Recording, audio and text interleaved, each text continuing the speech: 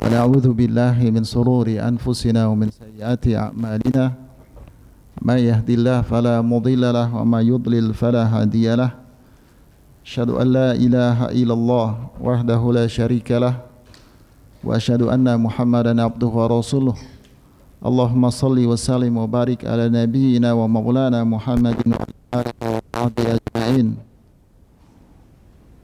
ومن tabi'ahum bi ihsanin ila yaumiddin. Tsumma ma ba'd. Para jamaah sekalian yang dirahmati dan dimuliakan Allah. Alhamdulillah pada kesempatan pagi hari ini ba'da salat subuh, setelah kita bersama-sama menunaikan salat subuh, di mana salat subuh merupakan salah satu salat yang paling afdal disaksikan oleh para malaikah. Kemudian kita menunggu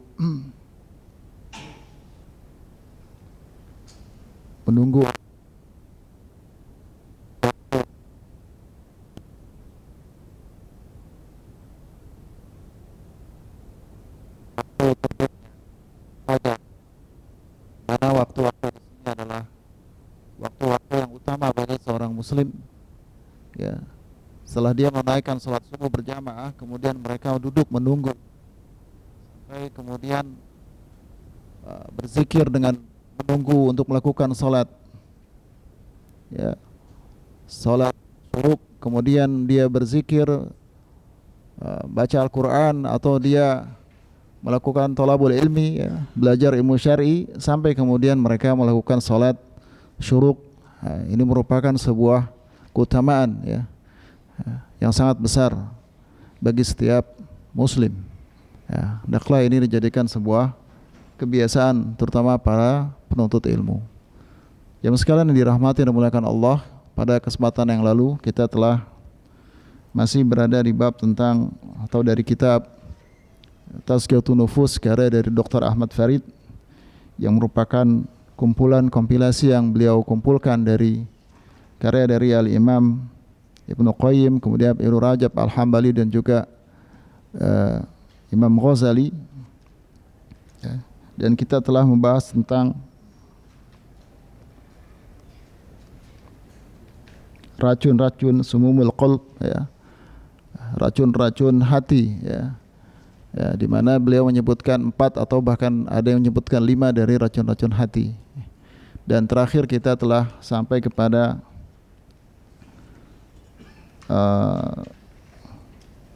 fuduli nazar, kalau saya tidak salah, ya, fudulu ta'am, ya.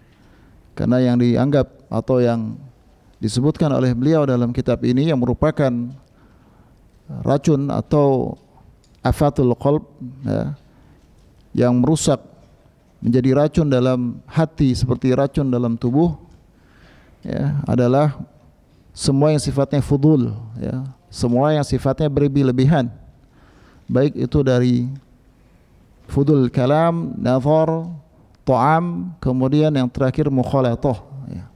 Berlebih-lebihan seseorang dalam berbicara, berlebih-lebihan dalam makan, dalam memandang, kemudian yang terakhir berlebih-lebihan dalam mukhalatah, ya. Nah, ini yang insyaallah akan kita bahas pada kesempatan pagi hari ini. Apa yang dimaksud dengan fudulul mukhalatah, ya? Mukhalatah ini maksudnya bercampur, artinya bercampur dimaknai dengan mukhalatun nas, dia banyak bercampur, berbaur dengan manusia, ya, dengan manusia. Nah, tentunya bercampur, bertemu dengan manusia ini sebuah perkara atau hal yang tidak mungkin kita hindari. Setiap hari kita berinteraksi, bertemu dengan banyak orang. Dan ini ada bab tersendiri, bab muamalah di dalam syariah, dalam fikih. Kan, tapi yang dimaksudkan di sini adalah fudul, berlebih-lebihan dalam bercampur, ya, bergaul, berada di antara manusia. Apa yang dikatakan berlebih-lebihan? Berlebih-lebihan dalam berteman, artinya dia tidak membedakan di antara orang, semuanya dianggap sama, dijadikan teman dekat, ya, karena dijadikan sahabat atau dijadikan karib, ya, bahasa kita. Karena ada yang menjadi teman dekat, ada yang sekedar teman kenal ya, berbeda. Nah, dia tidak bedakan. Nah, ini termasuk fudulu mukhalatah. Kemudian dari segi personalnya ya, orangnya.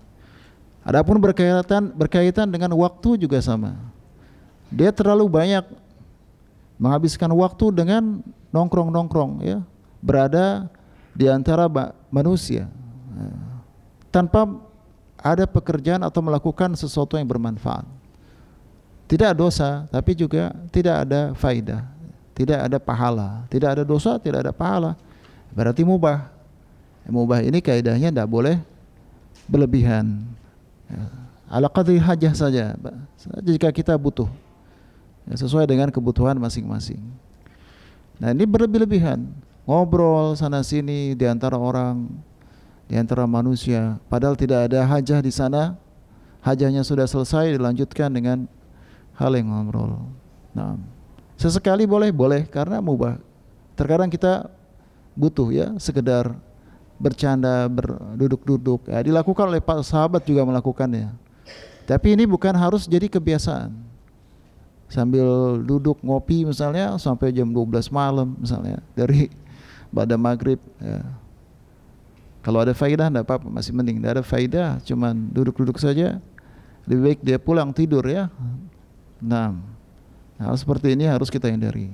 Apalagi di sini penghafal Quran ya, sama teman-teman duduk-duduk ngobrol di atas lebih dari jam 10 ya, bukan hal yang baik. Nah, hal yang seperti ini termasuk fudulu mukhalatah ya, termasuk perbuatan yang berlebihan dalam bergaul ya, bercampur di antara manusia. Nah, ya, banyak dalil yang menyebutkan kita untuk diperintahkan untuk senantiasa memilih di mana kita duduk dan di mana kita berteman ya. Di antaranya apa? Ya ayyuhalladzina amanu taqullaha wa kunu ma'as shadiqin. Wahai orang-orang yang beriman, surat Taubah ya kalau saya tidak salah ya. Hendaklah kalian bertakwa kepada Allah dan kunu ma'as shadiqin. Hendaklah kalian bersama orang-orang yang jujur, orang-orang yang shadiqin. Ya, jujur ini akhlak yang paling utama ya. Benar, jujur dalam berbicara, bertindak ya, lurus ya, dalam perbuatannya. Maka ini adalah orang yang paling pantas untuk kita jadikan teman. Wa kunu ma'as shadiqin. Setelah Allah perintahkan kita bertakwa, agar takwa kita ini senantiasa terjaga, maka kita diperintahkan enggak sendirian, tapi bersama-sama. Kunu ya, kunu ini maknanya wawunya wawu jamaah ya. Artinya kalian hendaklah bersama-sama, berjamaah dengan orang-orang yang jujur, orang yang shadiqin. Nah, jangan kalian sudah berusaha bertakwa tapi berteman atau berada di lingkungan yang buruk. Ya. Nah, ini tidak benar. Ini dalil ya, kita diperintahkan ya, wajib untuk memperhatikan teman-teman kita. Begitu juga riwayat yang lainnya, almaru ala dini khalilih ya, falyanzur mimma yukhalih. Ya. Seorang itu ala dini khalilihi, seseorang tergantung akan agama temannya. Falyanzur mimma yukhali, dan hendaklah dia memperhatikan dengan siapa dia berteman, dengan siapa dia menjadikan teman dekatnya. Nah, ini sangat penting, karena seseorang itu cukup dikenali hanya dengan mengenal teman-temannya. Nah, ini kaidah penting dalam agama kita ya. Banyak nanti asar-asar yang menyebutkan tentang perkara ini ya. Di antaranya siapa? Sufyan bin Thawri apa, kalau tidak salah ya, pernah ditanya tentang seseorang ketika orang itu meninggal, kalau tidak salah, saya agak lupa riwayatnya. Apakah dia mazhabnya sunnah, artinya maksudnya akidahnya, manhajnya sunnah. Kemudian ditanya siapa temannya, temannya Qadari. Temannya Qadari, dia sunnah, temannya Qadari. Maka kata beliau, kalau gitu dia Qadari, bukan sunnah. Gak mungkin seorang yang ya, ahli sunnah dalam hatinya mencintai sunnah, kemudian dia bisa tenang duduk-duduk dengan qadariyah yang jelas-jelas merupakan firqah ya, yang mukhalifu sunnah, yang jelas-jelas firqah yang tafarruq, yang berpecah dari sunnah.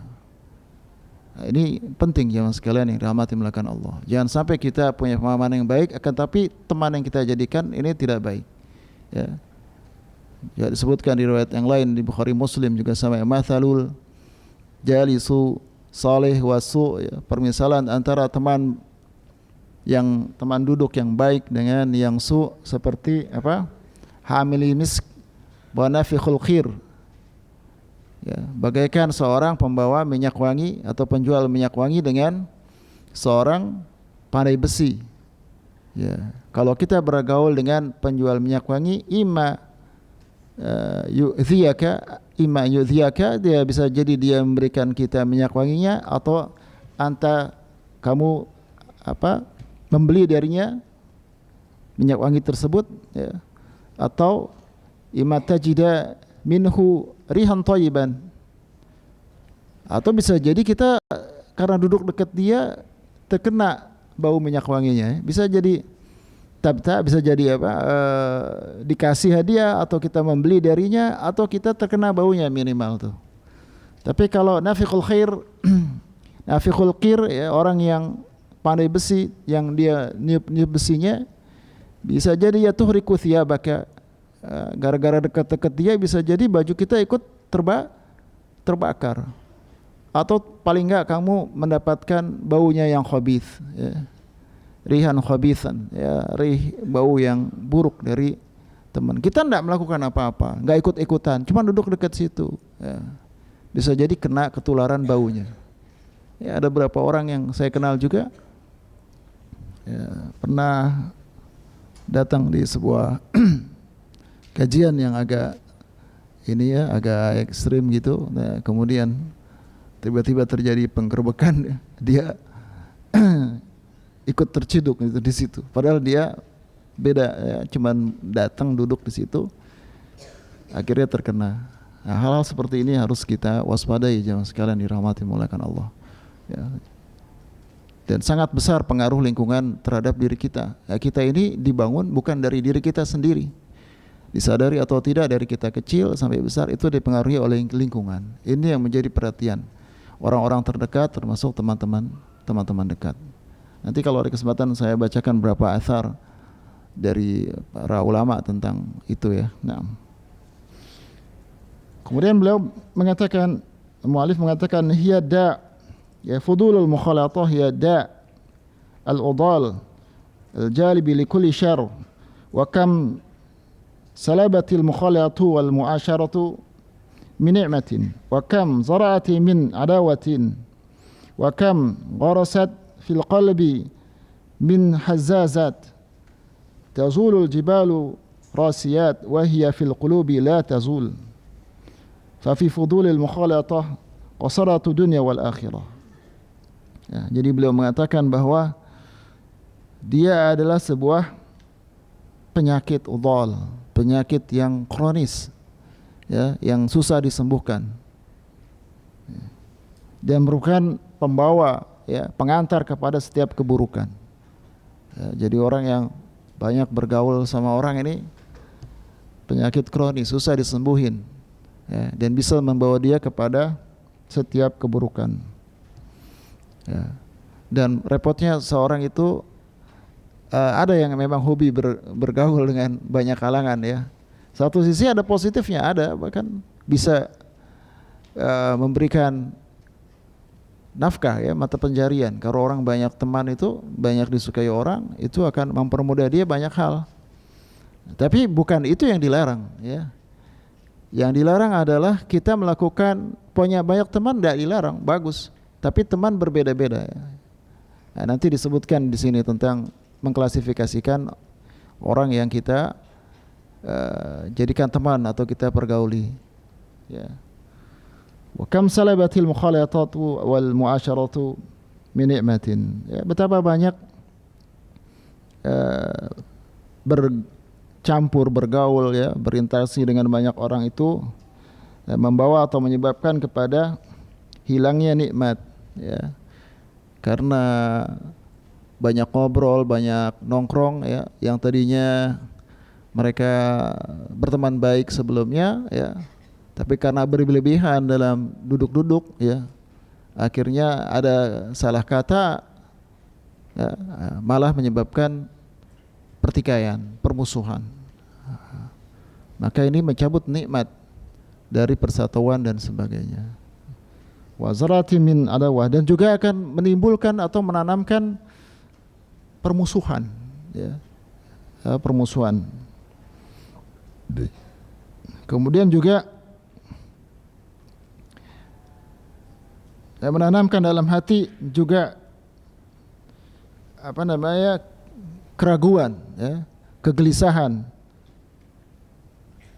bahkan bisa menghilangkan bagaikan sebuah gunung yang terhujam, ya, kuat, ya.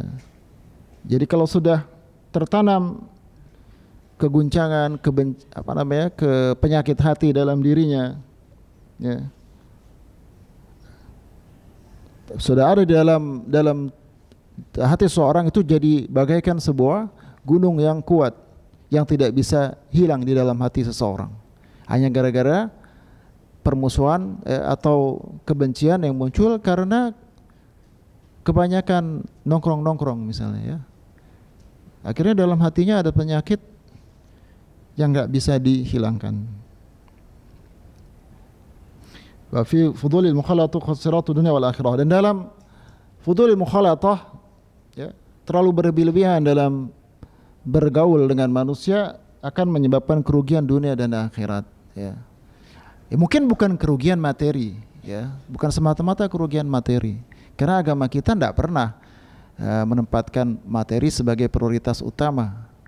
Nah, ini mungkin di agama lain, iya, seorang ditentukan kemuliaannya dengan materi dan dengan penampilannya, tapi tidak di agama kita. Dianggap kerugian dunia jika dia, ya, mempunyai tingkah laku yang buruk di dunia, ya. Kemudian juga di akhirat, ya, tentunya dia tidak mendapatkan balasan akan jannah Allah tabaraka wa taala, terbawa oleh keburukan dari teman-temannya, ya. Wa inma yanbaghi lil abdi an ya'khudha min al mukhalatah wa yaj'alu nasa fiha arba'ata aqsam, ya. Mata khalatu ahad al aqsami bil akhar walam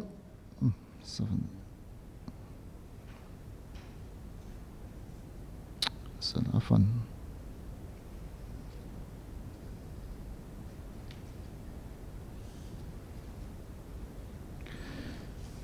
al-akhar walam yumayyizu bainaha dakhala alaihi syarr, ya. Maka hendaklah seorang hamba itu dia berhati-hati, ya, dari mukhalatah, tidak melakukan atau berlebihan dalam bergabung dengan khalayak ramai atau dengan orang-orang tertentu, ya. Dan dia menjadikan manusia, hendaklah seseorang menjadikan manusia di dalam 4 kelompok. Kapan dia bercampur dengan salah satu dari 4 kelompok ini dan dia tidak membedakan di antaranya, ya, sama saja dipandang 4 kelompok ini, dakhala alaihi syarr, maka akan masuk ke dalam dirinya asyarr, keburukan-keburukan tersebut. Artinya dia terjerumus ke dalam keburukan tersebut karena dia tidak pilih-pilih, ya, ketika dia mukhalatah, bergaul dengan manusia. Maka di sini disebutkan ada 4. Ini dari Ibnu Qayyim kalau saya tidak salah di Badail Fawaid, ya. Beliau menggolongkan manusia yang kita berinteraksi dengan mereka, menjadikan teman dekat, itu ada 4. Ahaduhuma min mukhalatatihi kal ghidha'i la yastaghna anhu fil yawmi wal lailah. Ya, yang pertama adalah Bergaul dengannya seperti al-ghidha, seperti nutrisi, seperti makanan yang kita tidak pernah merasa cukup, ya, dan tidak mencukupi kita dalam hanya sehari dan semalam. Artinya kita butuh, terus membutuhkan bergaul dengan mereka sehari dan semalam. Ya, fa idza akhadha hajatahu minhu tarakal khultah. Ya, kita tidak sekedar kalau kita udah selesai hajat dari dia kemudian kita tinggalkan berinteraksi dengan mereka, bergaul dengan mereka, enggak. Bahkan kita senantiasa ingin bergaul dengan mereka. Hajat kita kepada mereka sangat besar, sangat tinggi, melebihi bahkan dari makan dan minum. Nah, ini dia dianggap bergaul dengan mereka nutrisi. Ya, nutrisi. Ya, nutrisi berarti sebuah bahan yang kita butuhkan. Nutrisi hati.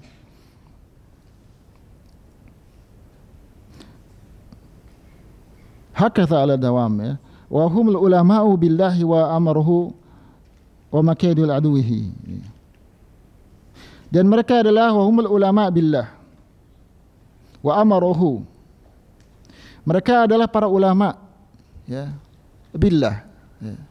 Ulama-ulama yang berjalan dan memiliki hati yang lurus semata-mata mencari keridhaan Allah, ya, dan memerintahkan manusia untuk bertakwa dan mendekatkan diri kepada Allah, mengajak manusia kepada jalan Allah, dan juga, ya, mengajak kita untuk tidak terjebak dalam tipu daya musuh-musuh Allah tabaraka wa taala. Wa amradul qulubi wa adiyatihi an-nasihuna lillahi walakinna wa li kitabihi wa li rasulihi.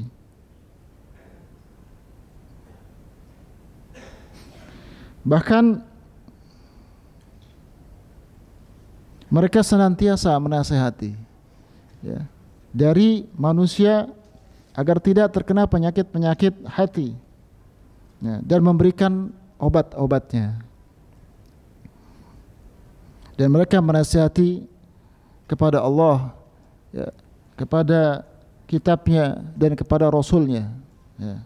Nasihuna bisa menasihati juga bisa memurnikan, ya, memurnikan agama ini, ya, ya, memurnikan Allah, memurnikan rasulnya dan memurnikan kitabnya. Wali khalqihi, dan juga kepada makhluknya. Artinya menasihati, memberikan saran atau masukan apabila dia melakukan kesalahan, ya, baik dibutuhkan atau tidak, atau diminta atau tidak. Wa hadha darb fi mukhalatihim ribhu kulla ribhi. Maka dikatakan bahwa maka bagian yang pertama ini, ya, mukhalatah dengan mereka, ya, bergaul, ya, berinteraksi dengan mereka adalah keuntungan di atas keuntungan. Keuntungan dari semua keuntungan. Nah, ini sebuah anjuran. Jadi ini yang diperintahkan, di mana kita harus bergaul dengan mereka. Di mana bergaul dengan mereka seperti mendapatkan nutrisi buat hati kita. Kenapa? Karena mereka para orang-orang yang ulama. Contohnya orang-orang ulama dan orang-orang saleh. Di mana mereka senantiasa mengajak kita kepada Allah, ya, dan juga mengajak kita untuk terhindar dari tipu daya musuh-musuh Allah, ya, dan juga menasihati kita dan membersihkan kita dari penyakit-penyakit hati dan juga memberikan penawar dari penyakit tersebut. Nah, maka dikatakan yang semacam ini adalah kelompok semacam ini, yang ini adalah jika kita bergaul dengan mereka, ini adalah sebuah keuntungan yang besar, keuntungan di atas semua keuntungan. Nah, betapa banyak seorang yang seperti dikatakan Syekh Sa'di mengatakan bahwa musibah terbesar, ujian terbesar bagi seseorang apabila dia diberikan teman yang buruk. Ya. Ya, tentunya menjadikan sebuah nikmat yang paling besar, paling agung jika kita diberikan teman-teman yang baik. Maka kata Imam Syafi'i, jangan lepaskan dia, pegang dia dengan kuat jika engkau mendapatkan teman-teman yang baik. Ya, begitu juga para ulama, ya. Ulama ini kedudukannya sangat penting. Baik dan buruknya umat ini tergantung para ulama dan dai-dainya. Maka berhati-hati ketika mengambil ilmu. Ya. Saya tidak akan bahas panjang lebar soal itu karena ada babnya sendiri. Yang jelas bahwa ilmu ini harus diambil dari orang-orang yang udul, orang-orang yang adil, ya, yang berbicara sesuai dengan kapasitas dan pokok pembahasannya, tidak dia mukawwalah melakukan tipu daya dengan perkataannya hanya untuk menarik manusia dan sebagainya. Dan ini terjadi bertolak belakang. Nanti ada kelompok keempat justru kebalikan dari kelompok pertama. Ini kelompok yang terburuk. Jadi kalau kita sampai salah memilih teman atau yang kita lihat dia alim atau sebagainya, ulama, ternyata sebaliknya, ya, yang dimana kita iltibas, ya, kita tersamar, ya, tertipu sekelas akhlaknya baik, mulia. Nah, ini hal yang paling mudah ya untuk menipu orang. Dan saya lihat juga beberapa kali ketemu dengan orang ini sering tertipu dengan akhlak yang mulia. Tentunya akhlak yang mulia penting ya. Timbangan yang besar bagi seorang untuk masuk surga. Bisa menyaingi siam wa qiyam, ya, puasa dan juga qiyam dengan akhlak yang mulia. Tapi yang jadi masalah akhlak yang mulia itu bukan lahir secara zahir saja. Dia lahir dari hati yang bersih ini. Ama hati yang kotor kemudian dia tutupi, dia hiasi, hatinya kotor hiasi dengan akhlak yang mulia. Ini sangat berbahaya. Hiasi dengan apalagi dengan ilmu dan sebagainya. Ini banyak manusia tertipu ya. Dan cara yang sangat mudah ya, ketika menipu manusia, menyembunyikan apa yang ada dalam hati, menampakkan kebaikan dan keindahan di luar, di pandangan manusia. Nah, kira-kira mana yang lebih berbahaya? Ya, kalau kita ngelihat singa, kita tahu ya itu ancaman. Ya.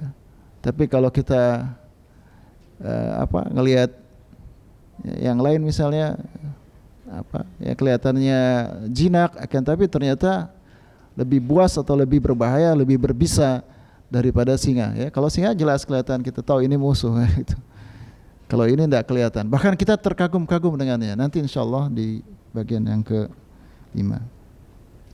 Maka penting ya ikhwan ya, ulama dan orang-orang saleh, orang-orang yang berilmu, ini penting. Zaman sekarang mereka tidak laku kadang-kadang ya. Nah, ya, tidak laku dan lebih laku kepada yang lain.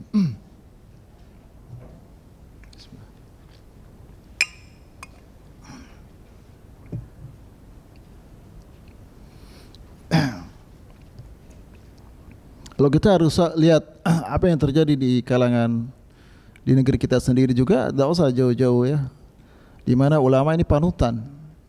Mereka seolah-olah menjadi penghulu pengarah ya. Kemana mereka melangkah, maka umat pun akan berada di belakang mereka. Mereka ke kanan, umat ke kanan. Mereka mengatakan A, umat pun akan pasti mengikutinya ya. Ini salah satu mungkin kebaikan dan kelebihan yang ada di negeri kita juga ya. Sangat hormat, ihtiram kepada para ulama dan ustadz. Oleh karena itu bertakwalah pada para pengajar dan para orang alim ya. Jangan sampai dia membawa umat ini ya sebagai lokomotif ke dalam perkara yang buruk dan ke hal-hal yang negatif lainnya. Nah, ini yang pertama ya. Kemudian al-qismu tsani min mukhalatatihi kadawa. Nah, kalau yang pertama tadi seperti nutrisi, ghidha, yang kedua seperti dawa ya. Bergaul dengan mereka seperti dawa, seperti obat. Yahtaju ilaihi indal marad. Di mana kita membutuhkan obat hanya ketika kita dalam keadaan sakit. Tentunya kalau sehat kita minum obat malah membahayakan ya. Dia hanya berfaedah ketika kita dalam keadaan sakit. fima dumta sahihan fala hajata laka fi khaltatihi. Dan selama engkau dalam keadaan sehat, maka kita tidak akan butuh ya untuk berinteraksi, bergaul, bergabung dengannya. Ya. Dan ini adalah mereka adalah orang-orang yang kita tidak bisa terlepas. Kita mau tidak mau butuh kepada mereka ya, fi maslahatil ma'ashi wa ma anta tahtaju ilaihi min anwa'il muamalat wa istisyarat wa nahwiha. Ya. Di mana kita membutuhkan mereka dalam permasalahan masalah kehidupan, ya, masalah kehidupan. Contohnya apa? Misalnya pekerjaan, ya. Ya. Atau ketika kita harus kuliah atau sekolah di tempat yang umum misalnya, yang macam-macam orang ada di situ. Ya. Ma anta tahtaju ilaihi min anwa'il muamalati wal istisyara wa nahwiha. Di mana kita ya mau tidak mau harus berinteraksi, bermuamalat dengan mereka. Ke pasar, mau tidak mau antum harus ke pasar, atau mungkin sekarang online ya. Ke pasar harus ketemu dengan banyak orang. Atau antum ada kebutuhan yang antum tidak bisa selesaikan sendiri. Ya, misalnya kemana? Pergi ke dokter juga ya, berobat, atau yang lainnya. Butuh di rumah ada perbaikan, harus manggil tukang, saya nggak mau kecuali tukangnya harus bertakwa bangun rumah saya. Nah, ini tentu bikin susah sendiri. Nah, ini mau tidak mau kita harus berinteraksi dengan mereka. Fa idza qadayta hajataka min mukhalatati hadhihi darb bakiyat mukhalatatu min. Ya. Jadi kalau engkau sudah menyelesaikan kebutuhan engkau dengan mereka, dari berinteraksi dengan mereka, maka tersisa sudah tidak perlu lagi kita melakukan mukhalatah, tidak perlu lagi kita bergaul dengan mereka. Jadi sesuai kadarnya saja, sesuai dengan hajatnya saja. Ya, ini biasanya ya orang-orang ini tidak juga terlalu berbahaya. Maksudnya selama kita butuhkan dalam perkara yang kita butuhkan, dia tidak akan membahayakan kita. Ngerti maksudnya ya? Dia tidak membahayakan kita. Dia orang awam, orang biasa. Tidak, kalau ketika kita berinteraksi sesuai dengan kebutuhan kita, masalah pekerjaan misalnya, dia tidak terlalu membahayakan, maka tidak apa-apa kita berinteraksi sesuai dengan kadarnya. Tapi kalau antum berinteraksi dengan mereka yang bukan dengan kadar hajat kita, bisa jadi dia membahayakan. Maka itu yang disebutkan dalam kitab ini. Jadi ini kelompok yang kedua. Kelompok yang kedua ini dia bagaikan obat saja. Kalau kita butuh kita minum, kalau kita tidak butuh jangan kita minum. Jangan kita minum. Tentunya ini bukan bermaksud antum kemudian mengucilkan diri, ya, nggak mau hidup dengan manusia. Nah, ini bukan itu yang dimaksud di sini. Nggak mau bergaul, ya. Jadi kelompok tertentu, ya, kan kita jumpai ada beberapa kelompok dia hanya bikin komunitas sendiri, ya, menutup diri dari kaum muslimin. Padahal kita Ahlussunnah wal Jamaah, Ahlussunnah wal Jamaah berjamaah bersama kaum muslimin, ya, bersama kaum muslimin. Dan juga bukan berarti kita memusuhi setiap orang yang kita anggap dia tidak baik buat hati kita, ya, tidak baik buat agama kita, kemudian harus kita musuhi. Enggak juga. Itulah gunanya kenapa diklasifikasi. Harus dimusuhi, diperangi, ya, dicaci. Ya, wah, ini orang ahli bid'ah, ini orang begini dan begitu. Tidak diperintahkan di sini. Yang diperintahkan antum menjauhinya, ya, diperintahkan menjauhinya. Dan juga bukan bermakna uzlah.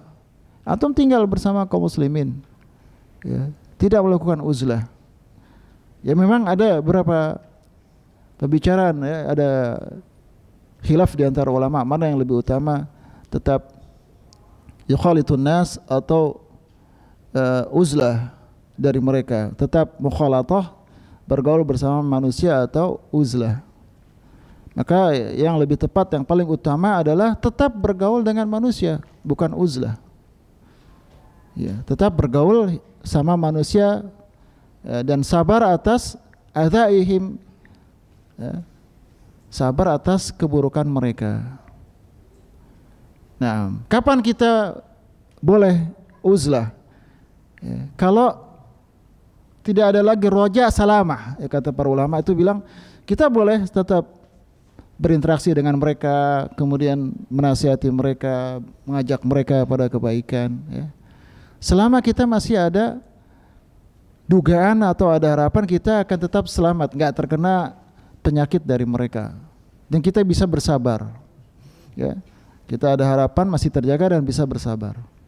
Tapi kalau kerusakan akhir zaman, seluruh manusia itu rusak misalnya, antum sendirian, dan tidak ada orang lain yang bisa membantu antum menyelamatkan diri, agama antum dan jiwa mungkin bisa jadi.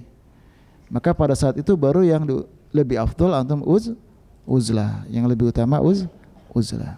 Tapi selama masih ada keselamatan baik jiwa ataupun agama, kemudian antum mampu bersabar di kelompok tersebut, di daerah tersebut, maka yang lebih utama tetap mukhalatah, ya, ada bersama kaum muslimin di daerah tersebut, ya. Kecuali antum sudah merasakan kerusakan yang sangat besar di situ dan tidak ada yang bisa menyelamatkan antum, tidak ada lagi harapan keselamatan, maka yang paling utama antum hijrah, ya, atau uzlah dari tempat tersebut. Nah. Kemudian yang ketiga, al-qasmus salis hum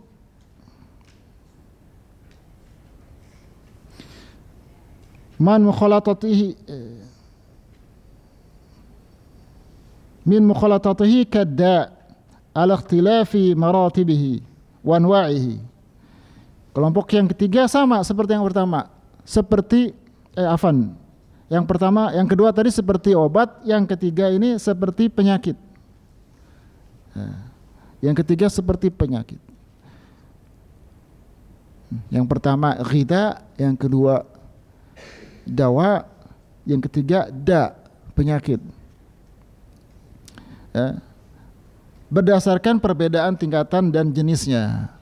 Jadi penyakitnya berbeda-beda, ya, sesuai dengan tingkatan dan jenis masing-masing. Ada yang parah, ada yang sedang, ya, dan ada yang ringan. Nah, yang jelas dia membawa penyakit.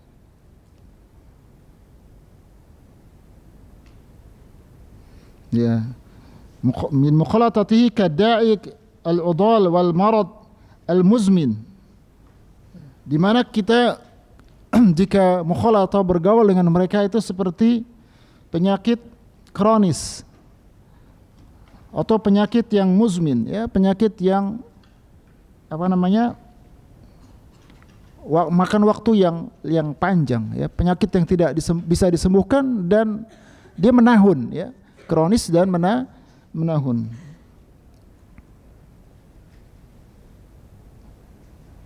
Maka bergaulan mereka la tarbiyu alaihi dinun wala dunia. Memang tidak ada keuntungannya bergaul dengan mereka, baik keuntungan dunia maupun akhirat. Wa madzalika fala budda an tuqsira alaihi din wa dunya au ahadihima. Bahkan bersama dengan itu juga, selain tidak ada faedah dunia dan akhirat, tidak ada keuntungannya, bahkan dia bisa mendatangkan kerugian baik di dunia maupun di akhirat. Nah, ini kenapa dia dikatakan penyakit, ya. Pertama, dia seperti penyakit kronis, ya, dan juga menahun. Kemudian tidak ada keuntungan di dunia maupun di akhirat. Kemudian bahkan dia bersama dengan itu dia mendatangkan kerugian, ya, baik di dunia maupun di akhirat atau salah satunya, ya. Fahadha idza tamakanat minka mukhalatatuhu wattasalat fahiya maradun, fahiya maradul mauti wal makhuf, ya. Dan apabila kita terus semakin semakin intens, ya, semakin kuat berhubungan dengan mereka, ya, dan semakin sering, ya, berinteraksi atau berhubungan dengan mereka, maka dia adalah seperti penyakit yang mematikan dan mengerikan, menakutkan. Seperti cancer misalnya ya, kanker. Ya, berhubungan dengan mereka ini berbahaya. Kalau kanker ya susah disembuhkan ya kan, ya, dan butuh waktu yang lama. Menderita kita tuh, hati kita menderita. Nggak tahu badan kita mungkin senang tapi hati kita menderita. Wa min waladina la yusinu an yatakalam fayufiduka. Dan mereka adalah orang-orang yang tidak memberikan kebaikan ketika kita berbicara, apalagi sampai memberikan faidah. Dan juga mereka tidak ada kebaikan ketika dia diam, diamnya juga tidak ada baiknya buat kita. Biasanya orang diam faistafidu minka. Orang dia diam kemudian ngambil manfaat dari kita. Enggak, dia diam juga nggak ngambil manfaat. Bahkan diamnya juga bisa merusak diri kita.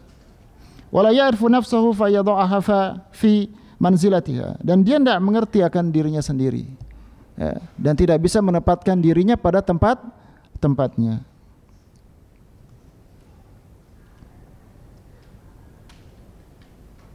Ya. Dan jika dia bicaranya adalah penuh kemaksiatan yang ya, menempati atau turun ke dalam hati kita, atau hati sami'ina ma'ijabihi bil kalamihi wa fariha bihi. Ya. Bahkan kalau dia bicara, yang bicaranya itu ada kemaksiatan di dalamnya, maka akan tumbuh di dalam hati orang yang mendengarkannya itu rasa kagum dan juga gembira, senang dengan pembicaraan dia. Mungkin pembicaraannya menarik ya, menggugah, perkataannya mengagumkan ya, mengesankan, bahasanya bagus misalnya. Akan tapi di dalamnya ada kemaksiatan, ada penyakit.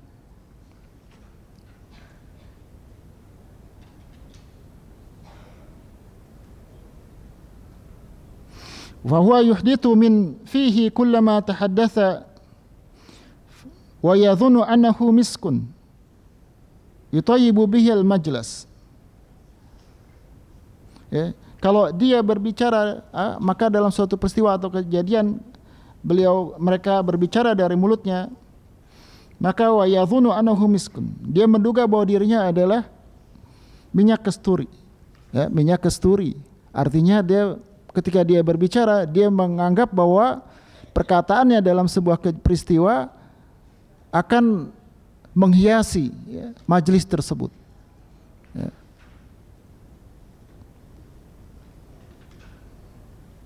Dan kalau dia diam, di sini disebut athqala min nisfi roha, ya, akan memberatkan setengah dari roha. Ini ungkapan ya, artinya kalau roha itu alat untuk penggiling gandum.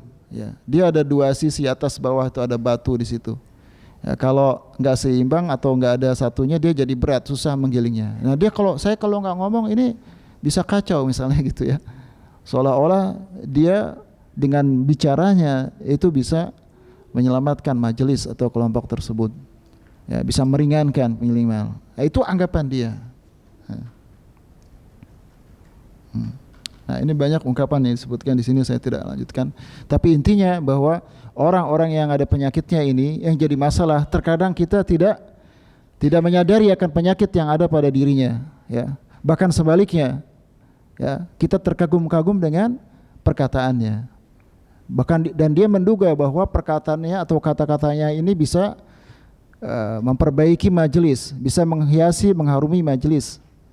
Bahkan kalau dia nggak ngomong, majelis ini ya bisa berhenti nih, ya, bisa tidak berjalan kelompok ini. Timpang kalau tidak ada dia. Ini sangat berbahaya. Ikhwan sekalian, azani Allah wa iyyakum.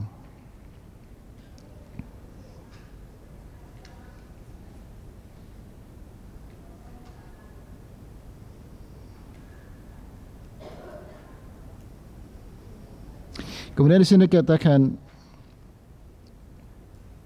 bahwa bermuamalah dengan kelompok-kelompok tersebut, ya, di sini disebutkan, apalagi yang sifatnya lazimah, ya, mau tidak mau kita tetap harus bermuamalah. Dan apabila seorang abdu an yubtala biwahidin min hadhihi darbah, min hadhihi darbi wa laysa lahu buddun.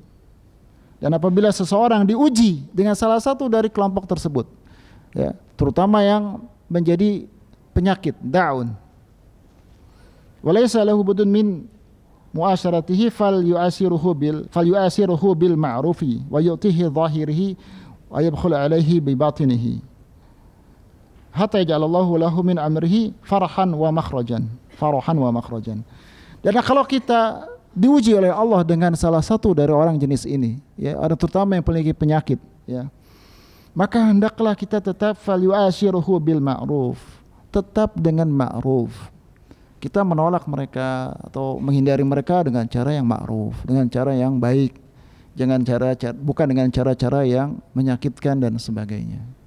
Karena bisa jadi posisi kalau kita dengan cara yang buruk malah akan mendatangkan fitnah yang lebih besar lagi. Maka tetap bergaul dengan mereka dan hindari mereka dengan cara-cara yang ma'ruf. Yu'ti zahirihi, dan kita tampakkan secara zahir ya tetap baik, ya, sama mereka, akan tapi sifat bakhil, ya, secara batin kita. Artinya kita tidak mau bakhil dengan apa yang ada dalam hati kita ini rusak, ya, disebabkan oleh mereka. Sedikit pun kita nggak akan kasih, ya. Apa yang kita capek-capek antum belajar di sini, baca Quran, ya, menghiasi hati dan menumbuhkan keimanan dan menguatkan keimanan, itu harus bakhil kita kalau sampai dirusak, ya, dengan pergaulan orang-orang yang menjadi penyakit dalam dirinya dan juga bisa menularkan kepada orang lain. Sampai Allah kemudian menjadikan dia jalan keluar, solusi dari hal tersebut, kata Allah Ta'ala. Kemudian yang terakhir al-qasm rabi, yaitu orang yang mukhalatatihil halikun kullah atau kullu, yaitu orang yang berinteraksi bergaul dengan mereka kebinasaan seluruhnya. Dia tidak ada faedah sama sekali, nggak ada keuntungan sama sekali, semuanya kebinasaan. Faya bimanzilati ka'aklil sam, ya, dia seperti kedudukannya seperti kita makan racun atau minum racun.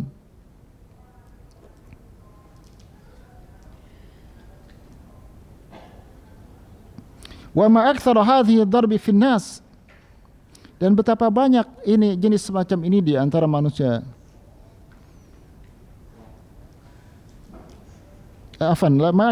Dan tidak banyak jenis ini di antara manusia. La kathrumullah wa hum ahlul bid'ah wa dhalal. Siapa mereka?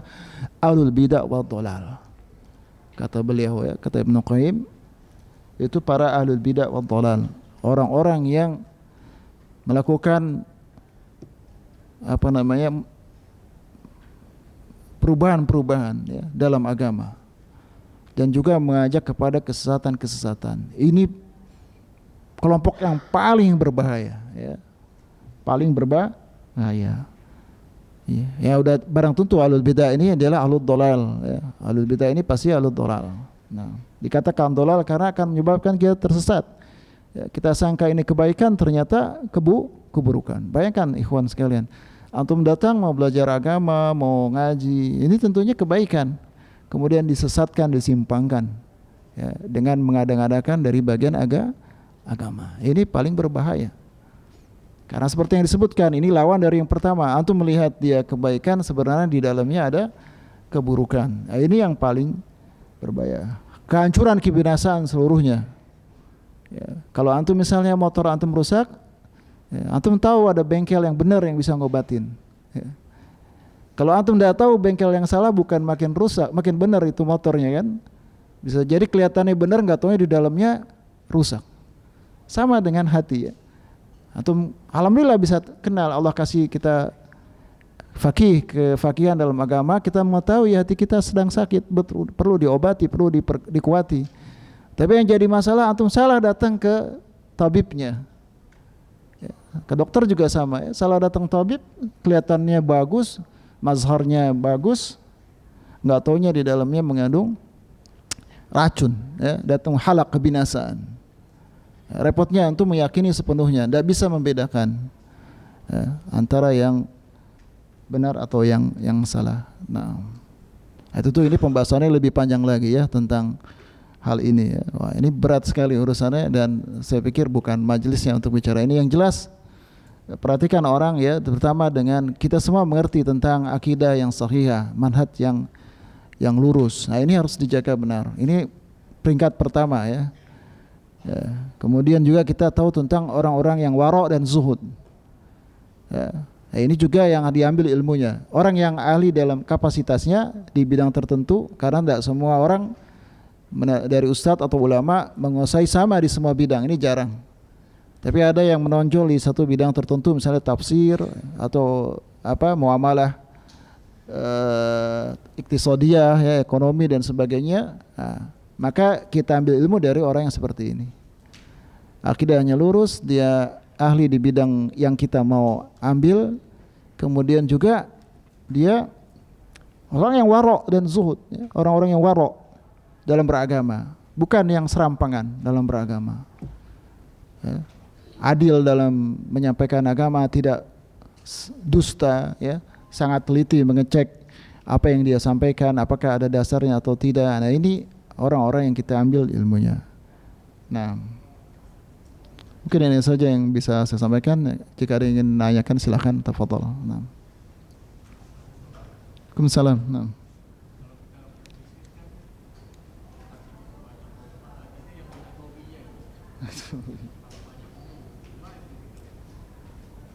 Terlalu banyak ngomong. Iya.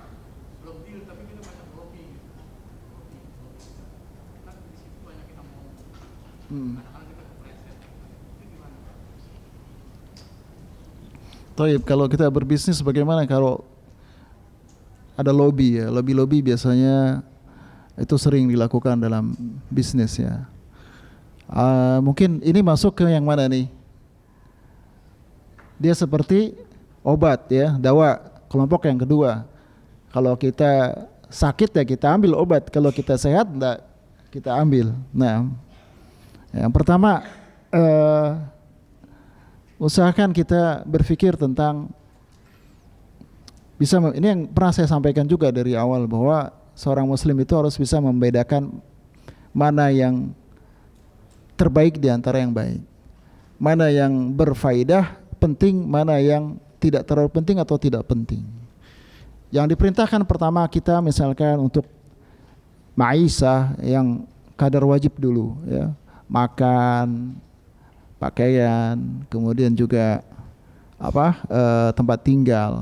Nah, ini yang wajib bagi kita untuk kita penuhi.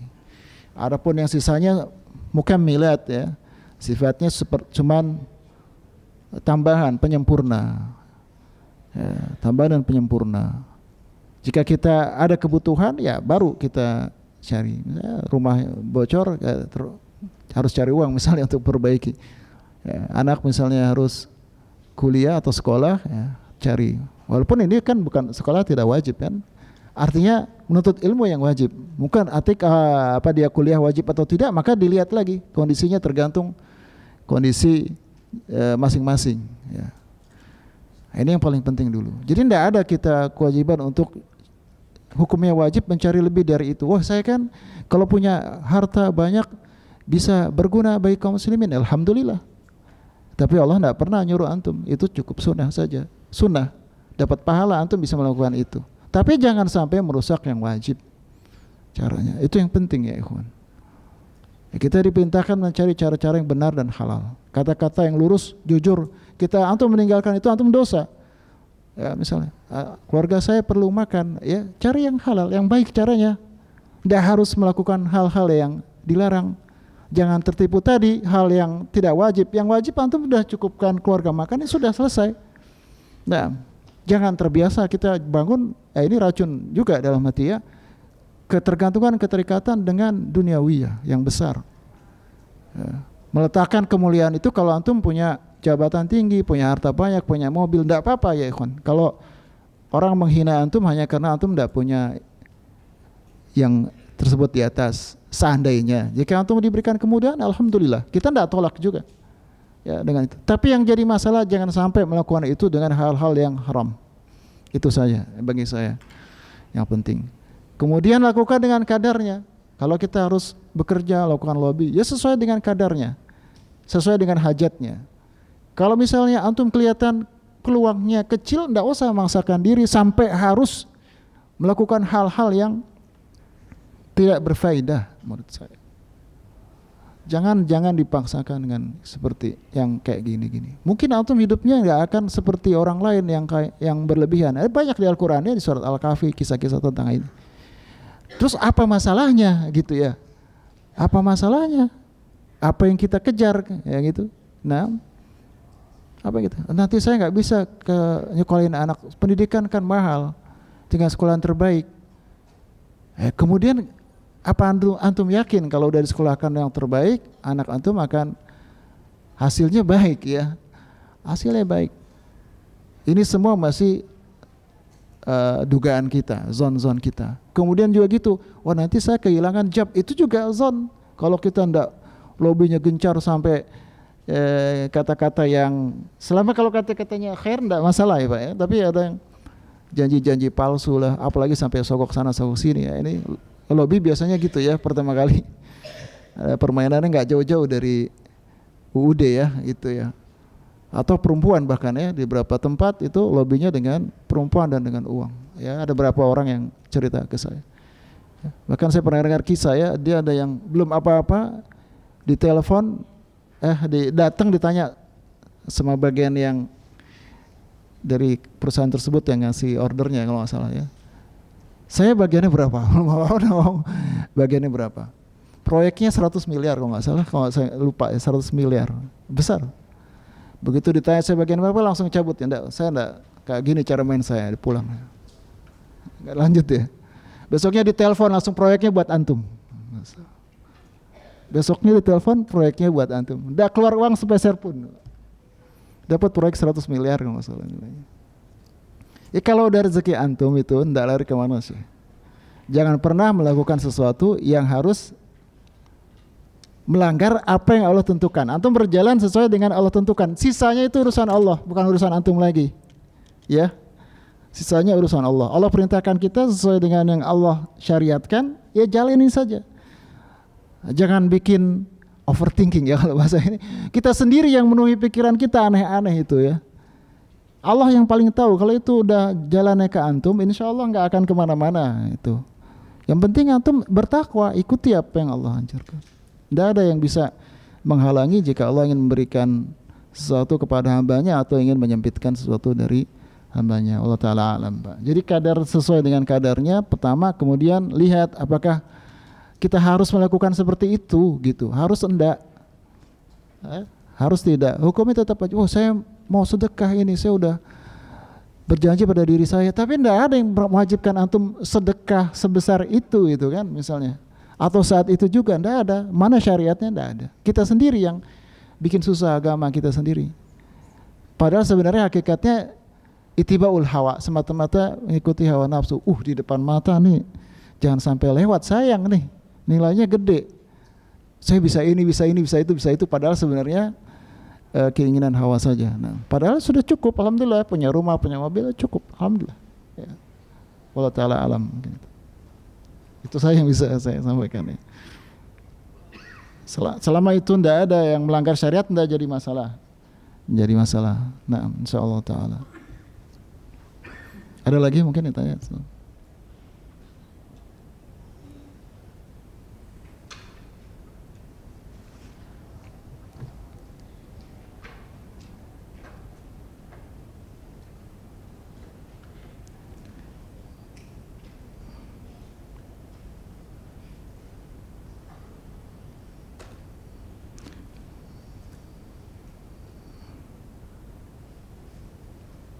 Yes.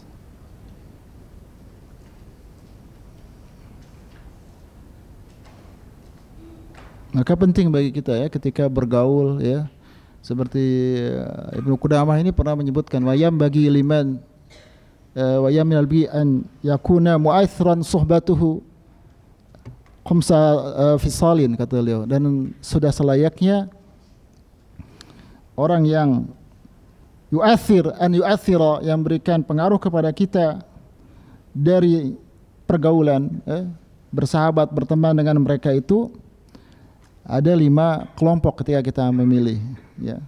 Jangan sampai tidak, ya. Pertama, aqilan, orang-orang yang berakal. Kemudian seorang yang berakhlak, yang mulia, beradab. Kemudian bukan seorang yang fasik, ya. Kemudian dia juga bukan orang ahlul bid'ah, dan juga termasuk pecinta atau hamba dunia. Orang yang zuhud artinya yang kita pilih itu teman yang terbaik. Berakal, mempunyai akhlak yang mulia. Akal artinya dia bukan orang yang jahil, yang bodoh, yang membawa kerusakan dengan kebodohannya kepada kita. Orang berakal. Kemudian berakhlak mulia, orang yang soleh, perangainya baik, sehingga antum nyaman dekat dengan dia, ya kan? Ketularan juga dengan akhlak mulianya dia. Kemudian yang ketiga, bukan orang yang fasik, ya minimal bukan fasik, ya. Soleh baik tapi bukan fasik, pelaku dosa-dosa besar, ya, yang akan membawa antum, mengajak antum melakukan dosa besar, kefasikan, ya, dan terus menerus, ya, melakukan dosa-dosa seperti itu. Kemudian juga bukan ahlul bid'ah, ya, repot kalau bergaul dengan ahlul bid'ah. Jangan, lebih baik kita berhati-hati, karena kata Ibnu Mas'ud, orang itu dilihat dari teman jalannya,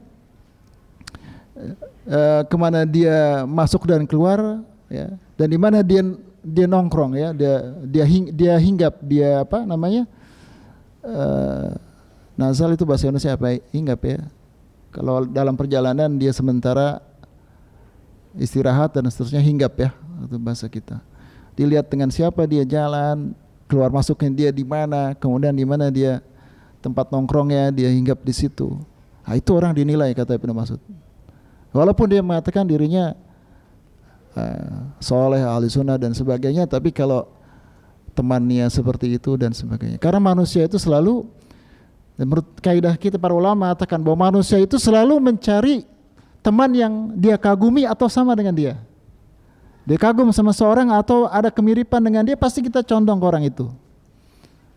Ya, dari situ kita bisa nilai si A, si B, si C. Sebenarnya cukup dari temannya siapa, nongkrongnya di mana, ya, keluar masuk dia di mana, nah, itu kelihatan. Walaupun kita tidak kenal dia, karena manusia selalu berteman dengan orang yang mirip dengan dia atau dia kagumi. Nah, itu pasti, insyaallah taala. Tidak mungkin tidak.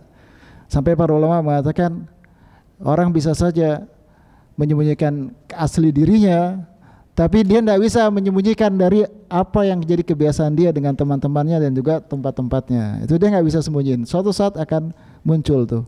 Ya, walaupun di depan kita dia berusaha, ya, menampakkan dengan zahir-zahir yang baik, yang bagus. Nah, ini berapa kaidah-kaidah dari para ulama tentang kita bergaul dengan manusia. Bukan berarti juga antum tuduh semua orang ahlul bid'ah. Nah, ini juga sakit jiwa. Orang juga yang nggak punya temennya sendirian, ini juga ada masalah dalam kejiwaannya mungkin, ya. Ini juga tidak benar, jangan sampai disalahpahami. Begitu juga dengan kita bicara ahli bid'ah, semua orang dianggap ahli bid'ah. Karena ahli bid'ah juga bertingkat-tingkatnya, Mas kalian. Ada yang juga makruh, ada yang juga mubah dan sebagainya. Tingkatannya berbeda-beda. Ya, harus diklasifikasi, tidak boleh dipukul rata. Apalagi belum jelas dan belum pasti. Seperti disebutkan Ibnu Taimiyah, maka seseorang itu juga kita lihat seperti itu, ya, terkena subhat, maka yang pertama kali dikasih tahu, dijelaskan sama dia. Jangan antum tuduh-tuduh dulu dengan tuduhan yang buruk. Nah, itu yang penting. Kemudian bedakan dengan orang yang mengajak kepada keburukan atau kepada kebid'ahannya dengan orang yang tidak.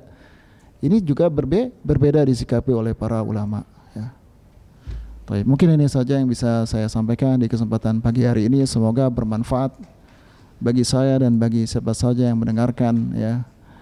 Pembahasan ini pembahasan yang sederhana. Kalau kita bahas lebih jauh akan lebih tajam dan lebih rinci, ya, tapi saya rasa ini sudah cukup buat kita, ya, secara garis besar ketika kita mukhalatah bergaul dengan manusia. Dan ini sudah 4 racun yang disebutkan di kitab ini. Insyaallah jika ada kesempatan kita akan masuk kepada yang lainnya tentang apa itu nutrisi-nutrisi yang bisa menyehatkan dan menyembuhkan hati kita, ya. Subhanakallahumma wa bihamdika asyhadu an la ilaha illa anta astaghfiruka wa atubu ilaik. Assalamualaikum warahmatullahi wabarakatuh.